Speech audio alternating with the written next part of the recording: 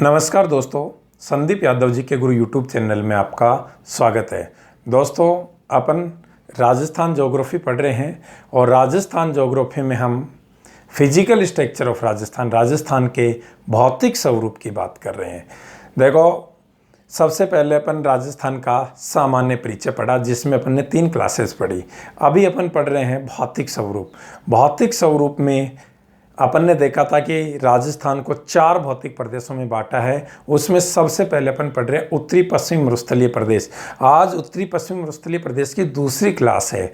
आज की क्लास में 4 महत्वपूर्ण बिंदुओं को लेकर अपन बात करने वाले हैं। पहले आपको ये समझना है कि आज हम पढ़ने वाले क्या हैं। सबसे पहले अपन आज पढ़ेंगे कि मरुस्थल किसे कहते हैं। दूसरी बात पढ़ेंगे कि पश्चिमी राजस्थान में पाए जाने वाले मरुस्थल के प्रकार कौन कौन से हैं। तीसरी बात पढ़ेंगे कि पश्चिमी राजस्थान में पाए जाने वाले बालुका स्तूपों के प्रकार कौन कौन से हैं। और चौथी बात पढ़ेंगे कि पश्चिमी राजस्थान में बालुका स्तूपों से मुक्त क्षेत्र कौन से हैं। आज ये 4 महत्वपूर्ण बिंदु हैं। तो सबसे पहले शुरुआत करते हैं, मरुस्थल किसे कहते हैं। आपसे पहली बात पूछा गया है, मरुस्थल किसे कहते हैं। तो आप क्या कहोगे कि जहाँ जैव विविधता का अभाव पाया जाता है उसे क्या कहते हैं, मरुस्थल। यानी कि वह क्षेत्र जहाँ जैव विविधता का अभाव पाया जाता है। दोस्तों, मरुस्थल कई प्रकार के होते हैं। मरुस्थल केवल रेतीला ही नहीं होता है, मरुस्थल पथरीले भी होते हैं, चट्टानी भी होते हैं, मरुस्थल बर्फ में भी होते हैं, मरुस्थल पानी में भी होते हैं। जहाँ जीवन के विपरीत परिस्थितियाँ होती हैं, जहाँ जैव विविधता के पनपने के विपरीत परिस्थितियाँ होती हैं, उसे क्या कहते हैं, मरुस्थल कहते हैं। जैसे अंध महासागर में रोस सागर क्षेत्र है, ठीक है, उसे सागरीय मरुस्थल कहते हैं। भारत में जैसे स्वर्ण रेखा नदी को स्वर्ण रेखा नदी है, इसे नदी मरुस्थल कहते हैं। क्लियर। तो सीधा सीधा फंडा था कि मरुस्थल किसे कहते हैं। अब अपन बात करें कि अपने राजस्थान में कितने प्रकार के मरुस्थल पाए जाते हैं। तो ध्यान से सुनना, आप जवाब दिया करो, साथ साथ मैं कुछ सेकंड का गैप इसीलिए देता हूं। तो आप क्या कहोगे कि अपने राजस्थान में 3 प्रकार के मरुस्थल पाए जाते हैं। क्लियर। और वो राजस्थान में 3 प्रकार के मरुस्थल कौन कौन से हैं, समझने की कोशिश करना। एक तो रेतीला मरुस्थल। क्लियर। रेतीला जो मरुस्थल है उसमें बालुका स्तूपों का बाहुल्य। ये जो बालुका स्तूप हैं, इनको हिंदी भाषा में अपन क्या कहते हैं, टिल्ले, और स्थानीय लोकल भाषा में इसे टीबे भी कहते हैं। ठीक है, जो मिट्टी के टीले या मिट्टी के टीबे बनते हैं। क्लियर। अब देखो, ये मिट्टी के टीले या मिट्टी के टीबे कैसे बनते हैं। तो इनके बनने के पीछे कई कारण होते हैं। एक तो बालू मिट्टी होनी चाहिए, दूसरा वायु वेग प्रवाह होना चाहिए, यानी कि वायु का जो गति है, उस वायु का जो वेग है, उसका भाव है, उसमें गति होनी चाहिए, और साथ ही साथ बीच रास्ते में अवरुद्ध होना चाहिए। ये 3 क्रियाएं हैं, इनके कारण ही मिट्टी के टीलों का निर्माण होता है। ठीक है। अब मिट्टी के जो टीले होते हैं वो कई आकार व प्रकार के होते हैं, उनके कई प्रकार के स्वरूप होते हैं। इनके कई आकार प्रकार या इनके स्वरूपों के पीछे जो कारण होता है वो वायु का वेग, कि किस गति से और किस दिशा में वायु प्रवाहित हो रही है। ठीक है। तो अपने राजस्थान में रेतीला मरुस्थल पाया जाता है। ये जो मिट्टी के टीले हैं, बालुका स्तूप हैं, इनको राजस्थानी साहित्य भाषा में, राजस्थानी साहित्य भाषा में किस नाम से जानते हैं, तो क्या कहोगे, धौरे। किस नाम से, धौरे। और इन्हीं बालुका स्तूपों को जैसलमेर में स्थानीय भाषा में जैसलमेर के लोग हैं वो अपनी स्थानीय भाषा में इन्हें किस नाम से जानते हैं? क्या कहोगे? धरियन। किस नाम से? धरियन के नाम से जानते हैं। ठीक है। आपसे पूछे रेतीला मरुस्थल है, इसे किस नाम से जानते हैं? तो बताओ भैया, रेतीले मरुस्थल को किस नाम से जानते हैं? तो आपका उतना ही अच्छा जवाब आएगा, इसे इर्ग के नाम से जानते हैं। किस नाम से? इर्ग कहते हैं। क्लियर। तो दूसरा मरुस्थल कौन सा पाया जाता है अपने राजस्थान में? पथरीला मरुस्थल। और पथरीले मरुस्थल में मिट्टी के साथ साथ किसका जमाव? कंकर पत्थरों का जमाव मिलेगा। किसका जमाव? मिट्टी प्लस में कंकर पत्थरों का जमाव मिलेगा। ये जो पथरीला मरुस्थल है, इसके बारे में पूछ लेता कि पथरीले मरुस्थल को किस नाम से जानते हैं? तो क्या कहोगे? इसे रेग के नाम से जानते हैं। तो पथरीले मरुस्थल को किस नाम से जानते हैं? रेग। और तीसरा कौन सा है? चट्टानी मरुस्थल। तो आपको एक बात पता चल गया है कि अपने राजस्थान में 3 प्रकार के मरुस्थल, रेतीला मरुस्थल, पथरीला मरुस्थल और चट्टानी मरुस्थल। ये जो चट्टानी मरुस्थल है, इसमें आग्नेय चट्टानों का जमाव। किसका? आग्नेय कठोर चट्टानों का जमाव पाया जाता है। क्लियर। और इस चट्टानी मरुस्थल को किस नाम से जानते हैं? ये भी क्वेश्चन पूछ लेता है। तो क्या कहोगे? इसे हमादा के नाम से जानते हैं। क्लियर। किस नाम से जानते हैं? हमादा। अब देखिए दोस्तों, इनमें सबसे पहले अपन कौन सा मरुस्थल पढ़ेंगे? रेतीला मरुस्थल। और आपने देखा रेतीले मरुस्थल में किसका बाहुल्य होता है? बालू का स्तूपों को। और यहाँ से तीसरा पॉइंट अपना यही था कि पश्चिमी राजस्थान में पाए जाने वाले बालू का स्तूपों के प्रकार। और मैंने अभी बताया कि बालू का स्तूप कई प्रकार के पाए जाते हैं। उनके निर्माण के पीछे हवा की गति, हवा की दिशा और उनके रास्ते में आने वाले जो अवरुद्ध हैं, उन पर निर्भर करता है कि कोई बालू का स्तूप है वो किस आकार का बनेगा। क्लियर। तो यहाँ से समझने की कोशिश करना, अपने राजस्थान में कई प्रकार के बालू का स्तूप पाए जाते हैं। और एक बार मैं उनके नाम लिख रहा हूँ, फिर समझाने की कोशिश करता हूँ आपको। नंबर 1 पे आपने सुना होगा अनुप्रस्थ बालू का स्तूप। नंबर 2 पे आपने नाम सुना होगा अनुदैर्य बालू का स्तूप।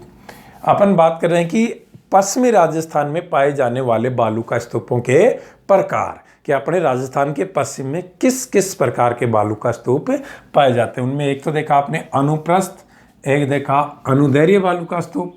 नंबर 3 पे मैं आपसे बात करूं तो आपने नाम सुना होगा बरखान।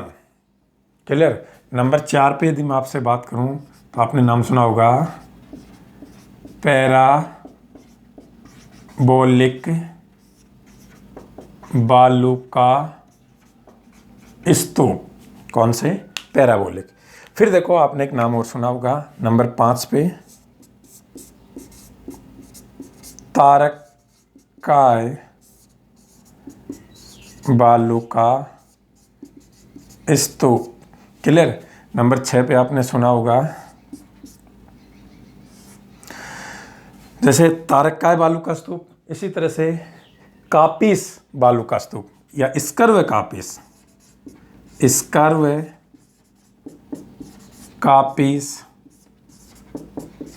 बालू का स्तूप। कौन से? स्कर्व। तो अपने पश्चिमी राजस्थान में मुख्य रूप से ये 6 प्रकार के बालू का स्तूप पाए जाते हैं। अब इनके बारे में क्वेश्चन पूछा जाता है। अनुप्रस्थ बालू का स्तूप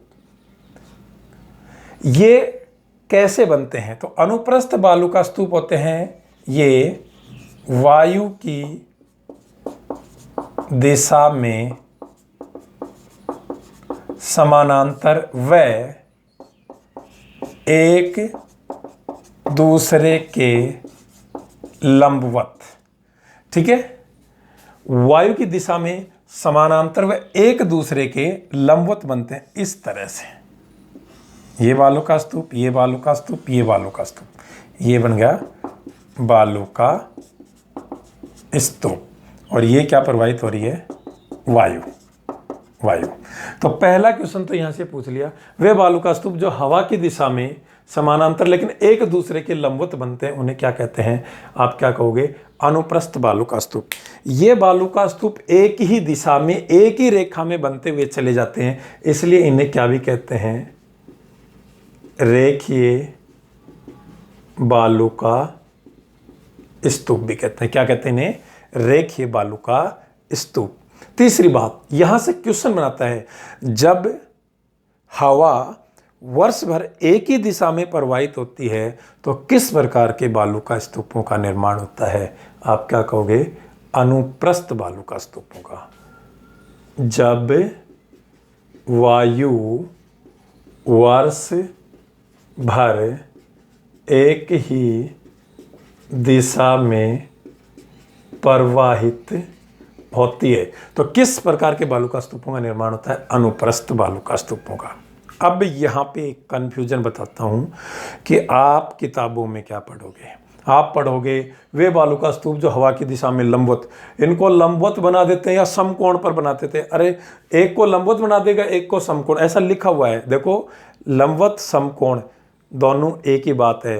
लंब हमेशा 90 डिग्री पर होता है, समकोण भी हमेशा 90 डिग्री पे। तो ध्यान रखना ये एक दूसरे के लंबवत होते हैं लेकिन वायु की दिशा में समानांतर होते हैं। ठीक है, ये सबसे ज्यादा कौन से जिले में पाए जाते हैं? जैसलमेर जिले में। यदि इस तरह से जवाब दोगे क्वेश्चन गलत नहीं होगा। बातें समझ में आ गई? वायु की दिशा में समानांतर एक दूसरे के लंबवत बनने वाले बालू का स्तूप अनुप्रस्थ। ये एक ही रेखा में बनते हैं इसलिए इन्हें क्या भी कहते हैं? रेखीय बालू का स्तूप। जब हवा वर्ष भर एक ही दिशा में प्रवाहित होती है तो किस प्रकार के बालू का स्तूपों का निर्माण होता है? अनुप्रस्थ बालू का स्तूपों का निर्माण। सबसे ज्यादा कहाँ पाए जाते हैं? जैसलमेर में पाए जाते हैं। अनुदैर्घ्य बालू का स्तूप, ये वायु की दिशा में, वायु की दिशा में लंबवत बनते हैं या समकोण पर बनते हैं, लेकिन ये एक दूसरे के समानांतर होते हैं।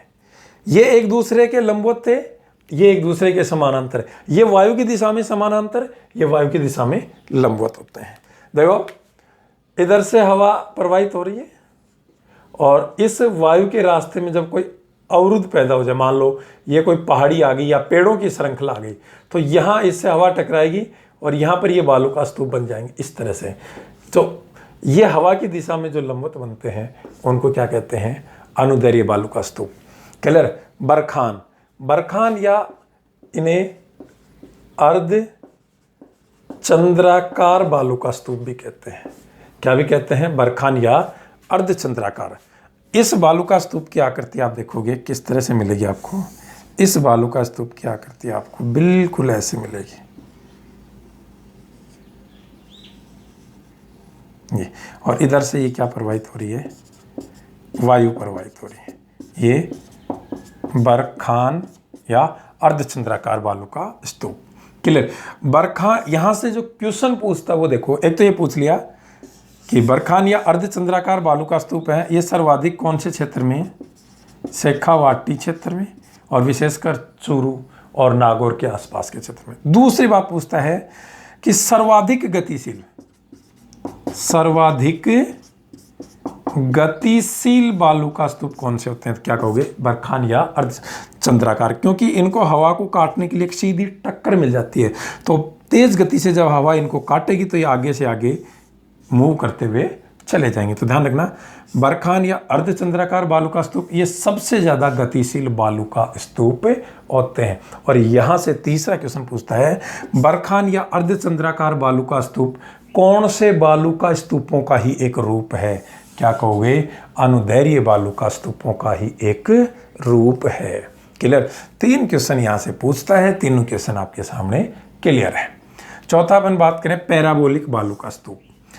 ये जो पैराबोलिक बालू का स्तूप होते हैं, इनकी आकृति है वो हेयर पिन के समान होती है। जो हेयर पिन होती है उसके समान होती है। इस तरह से इनकी आकृति होती है।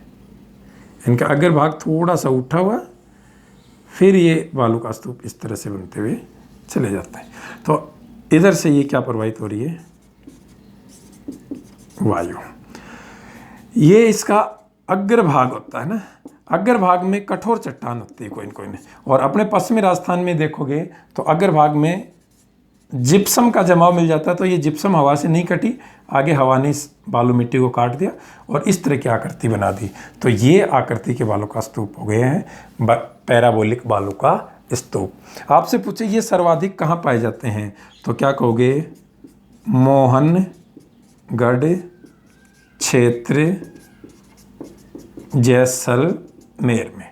जैसलमेर के मोहनगढ़ क्षेत्र में सबसे ज़्यादा पैराबोलिक बालू का स्तूप पाए जाते हैं। बाकी मरुस्थलीय क्षेत्र में हर जगह आपको पैराबोलिक बालू का स्तूप देखने को मिल जाते हैं। क्लियर? इसके बाद तारक्काय बालू का स्तूप। तारा स्टार, इस तरह की आकृति के जो बालू का स्तूप होते हैं ना, उनको क्या कहते हैं? तारक्काय बालू का स्तूप। यहाँ से एक ही क्वेश्चन बनता है और वो क्वेश्चन है कि जब वायु या हवा दिशा बदल बदल कर चलती है तो किस प्रकार के बालू का स्तूपों का निर्माण होता है? क्या कहोगे? तारक्काय बालू का स्तूपों का निर्माण होता है। उसके बाद स्कर्वकापिस बालू का स्तूप। यहाँ से भी क्वेश्चन बनता है, क्वेश्चन ही बना के देता है। और वो क्वेश्चन क्या देता है कि पश्चिमी राजस्थान में छोटी छोटी झाड़ियों के मध्य पाए जाने वाले जो बालू का स्तूप होते हैं उनको क्या कहते हैं? स्कर्वकापिस बालू का स्तूप। ये क्वेश्चन बन गया था हमेशा कि पश्चिमी राजस्थान में छोटी छोटी झाड़ियों के मध्य पाए जाने वाले छोटे छोटे बालू का स्तूप होते हैं, उनको क्या कहते हैं? क्या कहोगे? स्कर्वकापिस बालू का स्तूप। ये इस तरह से छोटी छोटी झाड़ियाँ होंगी, है ना, उनके बीच में इस तरह से छोटे छोटे बालू का स्तूप बन जाते हैं। तो ये 6 प्रकार के बालू का स्तूपों के बारे में आपसे क्वेश्चन पूछ लिया जाता है कि कौन से कहाँ है, क्या है। ठीक है? अब देखो, इसके अलावा आपको पता है कि ये सब बालू मिट्टी से बने हुए हैं। ठीक है? अब यहाँ से अगला क्वेश्चन क्या पूछता है? बहुत ही इंपॉर्टेंट क्वेश्चन है और ये अक्सर आपको एग्जाम में देखने को मिल जाता है। क्वेश्चन है कि पश्चिमी राजस्थान का कितना प्रतिशत भाग है वो बालू का स्तूपों से आच्छादित है? उसमें बालू का स्तूप ही बालू का स्तूप पाए जाते हैं। तो देखो, ये अपना राजस्थान है, ध्यान से सुनना। और आप देखोगे ये अरावली गई और ये उत्तरी पश्चिमी मरुस्थलीय प्रदेश। इस उत्तरी पश्चिमी मरुस्थलीय प्रदेश का 60% भाग है वो किससे ढका हुआ है? बालू का स्तूपों से ढका हुआ है। केवल इसी की बात करी, इसका तुलनात्मक अध्ययन किया तो इसका 60% भाग बालू का स्तूपों से ढका हुआ है, जबकि 40% भाग है वो बालू का स्तूपों से मुक्त क्षेत्र है, उसमें बालू का स्तूप नहीं पाए जाते हैं। ठीक है? तो आपसे पूछता है कि पश्चिमी राजस्थान में बालू का स्तूपों से मुक्त क्षेत्र कौन सा है? ठीक है? तो देखो, ध्यान से सुनो कौन सा है। एक तो जैसलमेर शहर है, उसके आसपास 60 वर्ग किलोमीटर का क्षेत्र है। जैसलमेर शहर के आसपास 60 वर्ग किलोमीटर का जो क्षेत्र है, इस क्षेत्र में बालू का स्तूप नहीं पाए जाते हैं, क्योंकि यहाँ पर पथरीला मरुस्थल है। कैसा मरुस्थल है? पथरीला मरुस्थल है। क्लियर। और आपने जैसलमेर दुर्ग के बारे में पढ़ा होगा कि जैसलमेर दुर्ग में पहुंचने के लिए पत्थर की टांगें होनी चाहिए। ठीक है। इसके अलावा देखो इसी जैसलमेर जिले में पोखरण क्षेत्र है, पोखरण क्षेत्र। इस पोखरण क्षेत्र में भी बालू का स्तूप नहीं पाया जाता, इसमें भी पथरीला मरुस्थल पाया जाता है। इसके अलावा जैसलमेर जिले में रामगढ़ क्षेत्र, कौन सा, रामगढ़ क्षेत्र, इसमें भी बालू का स्तूप नहीं पाए जाते हैं, इसमें भी पथरीला मरुस्थल है। इसके अलावा जोधपुर जिले की जो फलोदी तहसील है, जोधपुर जिले की फलोदी तहसील का दक्षिणी पश्चिमी भाग है, उस भाग में भी बालू का स्तूप नहीं पाए जाते, वो भी बालू का स्तूपों से मुक्त है। इस क्षेत्र में पथरीला मरुस्थल पाया जाता है। इसके अलावा बाड़मेर जिले में, बाड़मेर जिले में आप देखोगे पंचभद्रा क्षेत्र है, पंचभद्रा क्षेत्र, इस क्षेत्र में भी बालू का स्तूपों का अभाव है, इसमें भी कैसा मरुस्थल पाया जाता है, पथरीला मरुस्थल।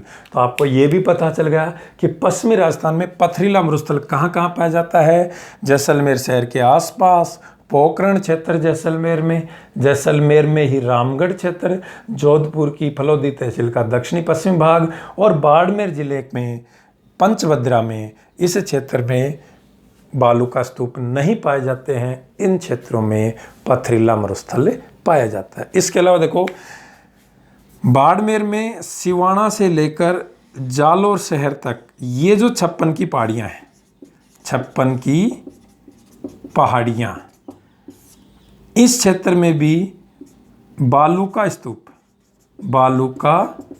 स्तूप नहीं पाए जाते। ये 56 की पहाड़ियाँ जो बाड़मेर में सिवाना से लेकर जालोर शहर तक फैली हुई हैं, संख्या में 56 होने के कारण इन्हें 56 की पहाड़ियाँ कहते हैं।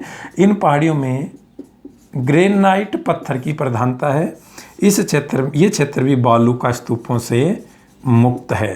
तो अब ये पता चल गया इसमें ग्रेनाइट यानी कि कौन सी चट्टानें हैं, आग्नेय चट्टानें, अर्थात यहाँ पर कैसा मरुस्थल है, चट्टानी मरुस्थल है। तो चट्टानी मरुस्थल कहाँ हो गया है, बाड़मेर में सिवाना से जालोर शहर तक। इसके अलावा घग्गर नदी के बेसिन में गंगानगर हनुमानगढ़ का जो उत्तरी भाग है, ये भाग भी बालू का स्तूपों से मुक्त है। इस क्षेत्र में भी मिट्टी के टीले नहीं पाए जाते। क्लियर। तो आपको ये पता चल गया कि कौन से क्षेत्र में ऐसा क्षेत्र है जहाँ जो बालू का स्तूपों से मुक्त है, जहाँ मिट्टी के टीले नहीं पाए जाते हैं। तो यहाँ से अक्सर ये क्वेश्चन आपसे पूछ लिया जाता है। ठीक है। तो इनके आप जवाब दोगे उसी तरह से कि कौन से क्षेत्र में पथरीला मरुस्थल है, कौन से में चट्टानी मरुस्थल है, और कितने प्रतिशत भाग पर रेतीला मरुस्थल अपने राजस्थान में पाया जाता है। क्लियर। तो ये आज अपन ने बात की थी उत्तरी पश्चिमी मरुस्थलीय प्रदेश को लेकर कि मरुस्थल किसे कहते हैं, पश्चिमी राजस्थान में कितने प्रकार के मरुस्थल है, बालू का स्तूपों का प्रकार और बालू का स्तूपों से मुक्त क्षेत्र कौन कौन से हैं। बिल्कुल दोस्तों ऐसे ही बने रहे और आपको रेगुलर कंटेंट मिलता रहेगा। ठीक है। तो बिल्कुल आप सभी का बहुत बहुत धन्यवाद, स्वागत।